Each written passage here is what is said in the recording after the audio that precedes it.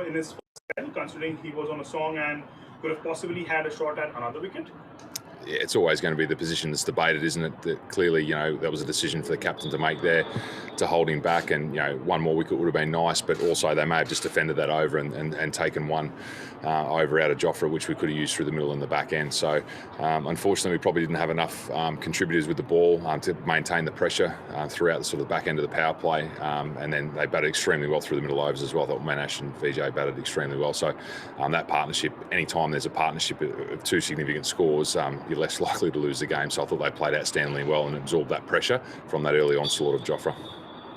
And your next one is having Sunrisers in trouble early on with two big wickets. Did you think something else could have been done to break the partnership, and where did things go wrong for you? Well, I think firstly you've got to give credit to the two batters at the crease. I mean, they played extremely well. We rely heavily on our spin through the middle. Could we have used an over spin in the power play, which we've done throughout the season as well? I mean, these are all things in hindsight, but I felt like we had enough pressure on the power play with those two early wickets. The two batters at the time played extremely well. We were looking to squeeze through the middle with our spinners. I think we did that well at times as well. We just couldn't get that breakthrough. And as I said, that partnership, they didn't really give us a chance, I don't think, looking back on it. So it was an extremely good partnership, and full credit to the two at the crease. And at the halfway mark, did you feel that the team was 15-20 runs short? Yeah, no doubt. There's always that sort of element of you want more. 10 to 15 runs, I think, is probably about right. Where we could have, if we had got that finishing punch to our innings, that could have definitely been the case of a 170 score. If you look at the comparisons between the two teams, they had two guys make 50. We didn't have anyone get past 50. So I think that really, if you narrowed it down to what went wrong potentially in that batting innings, is we just didn't have that solid contributor that got that 50 plus score for us to really put some pressure onto the opposition bowlers. And they bowled extremely well. Every time it seemed as though we wanted to go, we lost that wicket. So you never want to lose wickets, and there's no ideal time to lose wickets, but it just seemed that way tonight, that every time our batters took a risk when they were just about to get going, that we lost a wicket. So we still want to encourage those guys to take those risks and play brave, and that's the art of T20. So can't really take anything away from their bowling as well.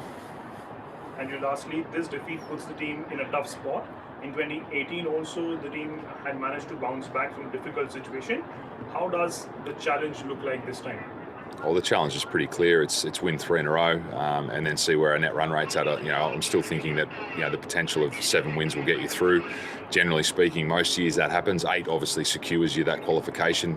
We have no option for 8. We've only got an option for 7. So it's about us continuing to prepare, continue to believe that we are good enough, and we've shown throughout this tournament that we've played the cricket that can compete with the best, and not only compete with the best but win games. And I'll be encouraging the guys to really let the shackles off and forge ahead for these last 3 games. And you never know, and that's the attitude. And I think teams that have nothing to lose can be quite dangerous at the back end of the tournament. So we'll be looking to be one of those teams, and I'm sure there's a few logging up for that sort of 4th spot as well. I think everyone potentially still alive. CSK, whilst they're on the bottom, are still a mathematical chance of making it. So it's going to be an intriguing back end of the IPL, and we want to be a part of that finals business. So we'll be doing our damnedest to get there. Andrew, thank you so much for your time, and all the best for the next game. Thank you. Cheers. Shankar from the winning Sunrisers Hyderabad. Vijay, you had some good outings with the ball. What has worked for you in this season, especially being economical in the middle overs? The most important thing I think is to bowl a lot of overs now, which is very important for me. I have not bowled so many overs in the previous IPL that I played, and when I bowl more, I think I'll get better as a bowler as well. So it is good to take that responsibility, and good to see the belief that the captain had in me when he gave the ball in the 6th over in the power play. So I think that was a very important over to bowl, and pretty happy with the way things turned out. Vijay, you started slow at one end, giving Manish the support he required. What was the discussion between you and Manish, and how did you plan the innings? I think Manish was actually hitting the ball really well early on, and when I went in, I actually didn't bat that many balls in this IPL, till this innings. Before this innings, I had only batted 18 balls before this innings, so it was very important for me to have a feel of it. And then Archer was bowling quick, so it is very important for me to stay at the wicket, give him the confidence that we can take the game deep. And he was actually hitting the ball really well. So after a while, I think we had a interaction in the middle, and we wanted to take the game deep, and I opened up, and then we got few boundaries, so it made things easier for us. So overall, I think it was a good partnership, and I think we had good communication in between. Vijay, you spoke about Jofra Archer. How difficult was the challenge of facing Jofra with the space, and what did you guys have planned, and did you practice for it in the nets earlier?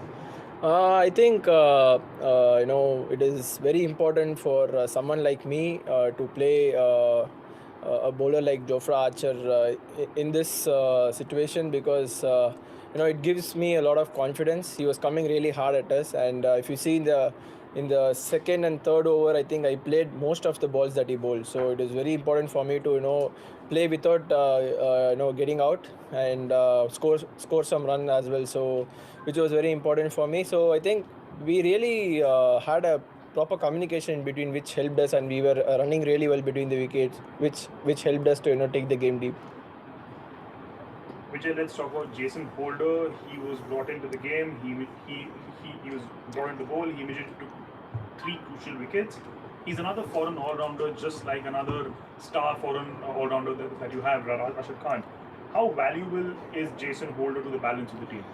I think the most important thing is to come in and deliver it straight away, because it is not easy easy for someone who has been sitting out for a very long time and then coming and playing a game after a long time, delivering it at the at the right time.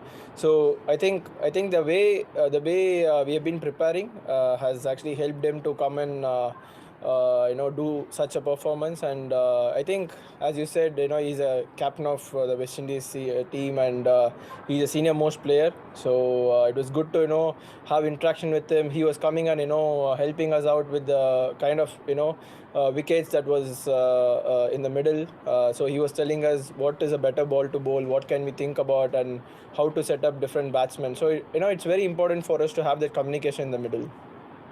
Vijay, coming back to your batting, you came in at a difficult situation, 2 wickets down. What was the chat with you and Manish when you came in to bat? We've already spoken about the plan, but what was the discussion at that point of time? I think we didn't discuss much about that, because we both know that we had to stay in the middle to take the game deep. On the other side, if you ask me personally, it was a do or die game for me. That's how I saw this game. And not at the best of the time with the bat, but this was a do or die game for me. I had to perform this game, and luckily or fortunately or unfortunately, we lost early wickets, and which made the team to decide and send me up the order. So I think it just happened, and really happy to go out there and do play such an innings for the team. Vijay, what does this win do to the team's morale, and what are the plans going forward? I think the last couple of games we were really close, and we just slipped in the last minute. So I think a win like this will give confidence to each and every individual in the team, and we can win the remaining games, and keep ourselves alive in this tournament, and push the team to get into the top 4. Vijay, thank you so much for your time. Congratulations on the win, and all the best for your next game. Thank you so much.